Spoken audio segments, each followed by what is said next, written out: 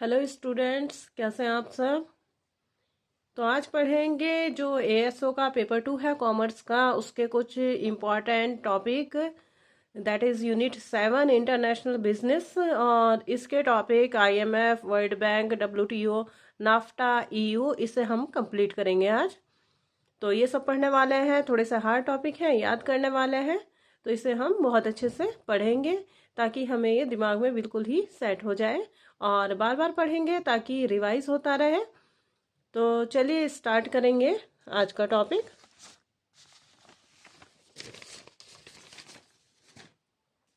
क्या है सबसे पहला टॉपिक आपका? सबसे पहला टॉपिक है आपका आईएमएफ, जिसकी फुल फॉर्म होती है इंटरनेशनल मॉनेटरी फंड। तो भाई, तो क्या मैंने आपको बताया, आईएमएफ यानी कि इंटरनेशनल मॉनेटरी फंड, जो इसकी फुल फॉर्म होती है, जो भी मैं आपको पढ़ाऊंगी अगर उनकी फुल फॉर्म होगी तो फुल फॉर्म आपको बहुत अच्छे से याद रखनी है, क्योंकि सबसे पहला जो इसमें क्वेश्चन बनेगा वो इसी का बनेगा कि इसकी फुल फॉर्म क्या होती है, ये किसकी फुल फॉर्म है। तो अगर आप अच्छे से पढ़े होंगे तभी आप उसे कर पाएंगे वहां पर, है ना। तो चलिए स्टार्ट करते हैं। क्या है IMF? Major financial agency of the United Nations. जो यूनाइटेड नेशंस हैं उनकी बहुत बड़ी फाइनेंशियल एजेंसी है ये, यानी कि फिनेंस उपलब्ध करवाती है ये। हेड क्वार्टर कहाँ है बच्चों इसका? इसका हेड क्वार्टर है वॉशिंगटन डीसी। याद कर लेंगे अभी कि क्या है ये, इंटरनेशनल मॉनेटरी फंड है, हेड क्वार्टर इसका वॉशिंगटन डीसी में है, और ये एक मेजर फाइनेंशियल एजेंसी है। किसके लिए? यूनाइटेड नेशंस के लिए। इसमें जो कंट्रीज है वो 190 कंट्रीज हैं इन्वॉल्व्ड। नाम आपको याद करने की जरूरत नहीं है, और इतना लंबे नाम आप याद कर भी नहीं पाओगे, तो इसलिए सिर्फ इतना आपको याद रखना है। अच्छा, एक बात और मैं बता दूं कि आज का जो टॉपिक रहेगा, आज की जो क्लास रहेगी वो लंबी रहेगी, क्योंकि इसमें बहुत सारी चीज़ें हमें कवर करनी है। लगभग 5 आपको टॉपिक्स मैं क्लियर करवाऊंगी। तो पेशेंस बना के रखें, देखते रहे लास्ट तक, और नोट्स बना लें अपने अच्छे से ताकि आपको परेशानी ना हो। देख लेते हैं इसके एम क्या है, क्या इसका उद्देश्य है। तो इसका उद्देश्य है working to foster global monetary cooperation. Global monetary cooperation जो होता है उसको फास्ट करना, उसमें वृद्धि करना, उसको एक रूटीन में लाना। सिक्योर फाइनेंशियल स्टेबिलिटी, जो फाइनेंशियल स्टेबिलिटी होती है यानी कि आपकी वित्तीय स्थिरता होती है, उसको सिक्योर करना, उसको सुरक्षा प्रदान करना। Facilitate international trade, international trade की सहायता करना, अंतर्राष्ट्रीय व्यापार की सहायता करना। प्रमोट हाई एम्प्लॉयमेंट, ज़्यादा से ज़्यादा रोजगार देना। एंड सस्टेनेबल इकोनॉमिक ग्रोथ, जो इकोनॉमिक ग्रोथ है उसको बनाए रखना। And reduce poverty around the world, जितना भी पूरे के पूरे वर्ल्ड में जो गरीबी है उसको कम करना। तो ये एम अच्छे से याद कर लेंगे। क्या क्या इसके एम है? Foster global monetary corporation, secure financial stability, facilitate international trade, promote high employment and sustainable economic growth, and reduce poverty around the world. ये अच्छे से याद कर लेंगे। अब देखते हैं, वैसे तो इसकी बात जो हो गई थी वो 1944 में हो गई थी, लेकिन जो स्टार्ट हुआ है, लागू हुआ है, वो कब से हुआ है? 27 दिसंबर 1945। तो ये कुछ चीज़ें हैं जो आपको याद रखनी है। 190 इसमें कंट्रीज है, इसका हेड क्वार्टर वॉशिंगटन डीसी में है, और 27 दिसंबर 1945 में ये स्टार्ट हुआ था। कहाँ पर, कैसे, कौन सी कॉन्फ्रेंस हुई थी? ब्रेटन वुड्स कॉन्फ्रेंस हुई थी। कौन सी हुई थी बच्चों? ब्रेटन वुड्स कॉन्फ्रेंस हुई थी। Preliminary idea by the Harry Dexter White and John Maynard Keynes. तो याद रखेंगे, डेक्स्टर वाइट और मेनर्ड किन्स की वजह से, इनका ये आइडिया था, इनकी वजह से जो ये कॉन्फ्रेंस हुई थी ब्रिटेन वुड्स, उसमें ये स्टार्ट हुई थी। कब स्टार्ट हुई थी? 27 दिसंबर 1945। बार बार इसलिए बोल रही हूँ ताकि आपको याद हो जाए। अच्छा, फॉर्मल एक्सिस्टेंस तो इसका फिर 1945 में ही माना जाएगा। उस टाइम इसमें कितनी कंट्रीज थी? 29 मेंबर कंट्रीज थी। कितनी थी? 29 मेंबर कंट्रीज। गोल क्या था इसका? गोल था इसका reconstructing the international monetary system, जो अंतर्राष्ट्रीय मौद्रिक सिस्टम है उसको दोबारा से बनाना, उसका रिकंस्ट्रक्ट करना। ठीक है, क्या होता है, plays a central role in the management of balance of payments difficulties and international financial crisis. ये एक बहुत ही बड़ा रोल निभाती है किसमें, बैलेंस ऑफ पेमेंट्स में। जब ये बैलेंस ऑफ पेमेंट्स की वजह से डिफिकल्टीज आ जाती है उसमें ये बहुत ही बड़ा रोल निभाती है और एंड इंटरनेशनल फाइनेंशियल क्राइसिस। कभी ऐसा हो कि बहुत ही फाइनेंशियल क्राइसिस आ जाए पूरी दुनिया में, पूरे वर्ल्ड में, तब भी ये एक बहुत ही अच्छा रोल निभाती है। इसी की वजह से सारी जो परेशानियां होती हैं वो सही हो पाती हैं। तो बैलेंस ऑफ पेमेंट आपको पता होगा होता क्या है बच्चों, एक होता है इंपोर्ट और एक होता है आपका एक्सपोर्ट, है ना। तो बैलेंस ऑफ पेमेंट क्या कहता है कि अगर आपका इंपोर्ट ज़्यादा होता है एक्सपोर्ट से तब आप किस में हो, डेफिसिट में हो। लेकिन अगर आपका एक्सपोर्ट ज़्यादा होता है इंपोर्ट से तब आपका क्या है, मुनाफा है, यानी कि आप प्रॉफिट में हो। ठीक है, तो इसी को बोला जाता है बैलेंस ऑफ पेमेंट्स। आपका एक्सपोर्ट ज़्यादा होना चाहिए किससे, इंपोर्ट से। तो ये मैंने आपको बता दिया। इसके बाद countries contribute funds to a pool through a quota system from which countries experiencing BOP problems can borrow money. अच्छा, पैसा इसके पास कहाँ से आता है, कोटा सिस्टम से। क्या होता है, सारी की सारी जो कंट्रीज इसमें इन्वॉल्व है वो कंट्रीब्यूट करती हैं। किस लिए करती हैं, ताकि अगर किसी भी कंट्री में बीओपी प्रॉब्लम्स हो जाए, यानी कि बैलेंस ऑफ पेमेंट की प्रॉब्लम हो जाए, तो वो वहां से क्या कर सकती है, मनी को बोरो कर सकती है। तो ये है आपका क्या, आईएमएफ। थोड़ा सा इसके बारे में आगे भी पढ़ेंगे।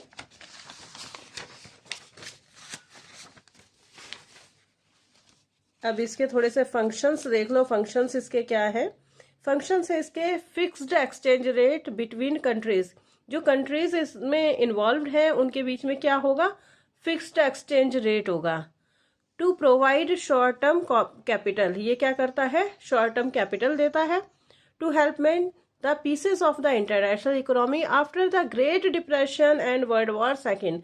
जब महामंदी आई थी और वर्ल्ड वॉर सेकेंड हुई थी, उसके बाद इसने क्या करी थी, हेल्प करी थी, प्रोवाइड करवाई थी इंटरनेशनल इकोनॉमिक में। ठीक है, तो ये था इसका क्या, फंक्शंस थे। तो ये कुछ इसकी ज़रूरी टर्म्स थी जो आपको पता होनी चाहिए और जो आपके लिए बहुत ज़्यादा इम्पॉर्टेंट है। बात करते हैं वर्ल्ड बैंक। दूसरा टॉपिक आपका क्या है, वर्ल्ड बैंक। सीक्वेंस से पढ़ रहे हैं। पहले हमने अभी क्या पढ़ लिया, आईएमएफ हमने पढ़ लिया है, अब हम पढ़ रहे हैं वर्ल्ड बैंक। तो वर्ल्ड बैंक की तो कोई फुल फॉर्म नहीं है, ये खुद में ही एक फुल फॉर्म है। तो ये क्या करता है World Bank, to provide loans and grants to the government of low and middle income countries for the purpose of pursuing capital projects.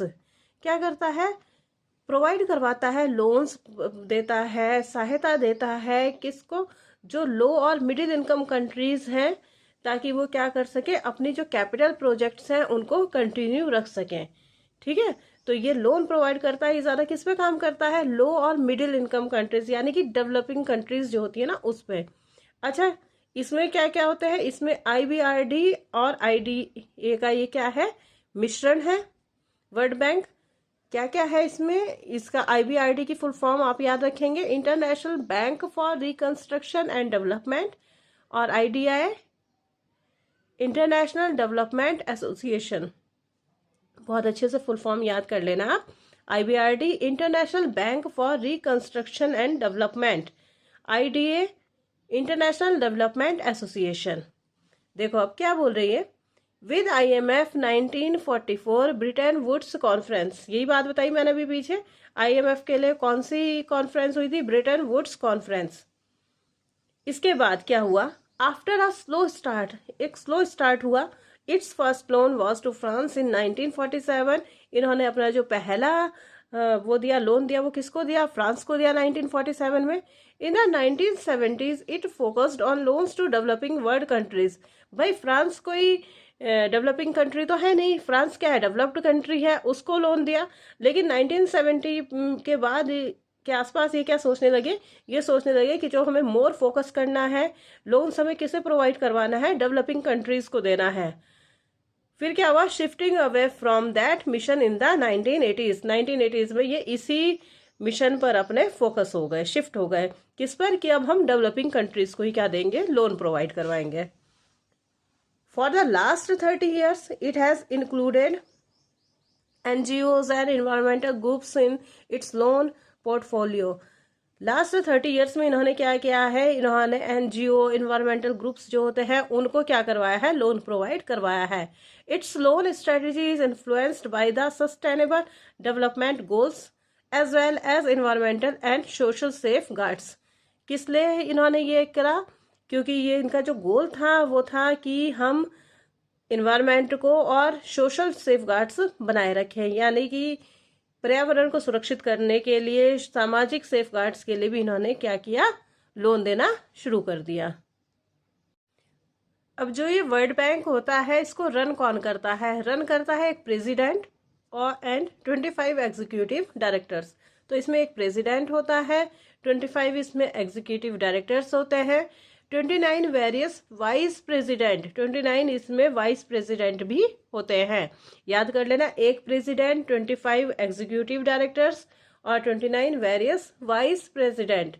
IBRD 189, IDA 174, इसमें कितने वो है मेंबर कंट्रीज हैं, IBRD में 189 और IDA में है 174 मेंबर कंट्रीज। इसमें वोटिंग पावर किस किस को है, US को है, जापान को है, चाइना को है, जर्मनी को है और यूनाइटेड किंगडम को है। तो 5 कंट्रीज हैं जिनको इनमें क्या है, वोटिंग पावर है, US, Japan, China, Germany and UK। ये याद रखेंगे, नाम बहुत इंपॉर्टेंट है आपके लिए। एम क्या है भाई इसका, मैंने पहले भी बताया क्या एम है इसका, वर्ल्ड बैंक का यही एम है कि जो डेवलपिंग कंट्रीज हैं उनको उनकी जो गरीबी है उसमें मदद करे, कैसे, लोन देकर। तो ये लोन देता है किसको, डेवलपिंग कंट्री को, ताकि विकासशील देशों को, ताकि गरीबी से उठने में उनको मदद मिले। Bank is engaged in several global partnerships and initiatives and takes a role in working toward addressing climate change. Bank बहुत सारे ग्लोबल पार्टनरशिप्स में भी इन्वॉल्व है। ये जो ग्लोबल वार्मिंग वगैरह ये सब चीज़ें हो रही हैं, इन सब में भी क्या है, ये इन्वॉल्व है और इनिशिएटिव ले रहा है, एक बहुत ही अच्छा रोल निभा रहा है किसमें, क्लाइमेट चेंज के कामों में। ठीक है, इसके लिए भी ये वर्ल्ड बैंक बहुत अच्छा काम कर रहा है। World bank operates a number of training wings and it works with the clean air initiative and the UN development business. ये क्या कर रहा है, ट्रेनिंग विंग्स कर रहा है और एयर इनिशिएटिव क्लीन कर रहा है और क्या कर रहा है, डेवलपमेंट बिजनेस में भी काम कर रहा है UN के साथ। It works with in the open data initiative and host an open knowledge depository. ये क्या कर रहा है, ओपन डेटा इनिशिएटिव और एक ओपन नॉलेज रिपोजिटरी में भी को भी होस्ट कर रहा है। तो ये आप याद रखेंगे। IBRD की फुल फॉर्म मैंने आपको पीछे बता दी है, इसे थोड़ा सा याद रख लेना कि ये एक इंटरनेशनल फाइनेंशियल इंस्टीट्यूशन है जो कि 1944 में इस्टेब्लिश हुआ था। हेडक्वार्टर इसका वॉशिंगटन DC में है, यूनाइटेड स्टेट्स। ये सब आप इसके बारे में याद रखेंगे। तो यहाँ पर आपका क्या होता है, वर्ल्ड बैंक भी कंप्लीट होता है। आगे बात करते हैं WTO की। अच्छा, मैं WTO अभी आपको दूसरी जो वो है वीडियो उसमें प्रोवाइड करवाती हूँ, क्योंकि बहुत ही लेंथी वीडियो हो जाएगी और फिर स्टूडेंट देखते देखते बोर हो जाते हैं। तो नेक्स्ट वीडियो में अभी मैं अपलोड कर दूंगी इसके बाद ही। तो बाय बाय, टेक केयर।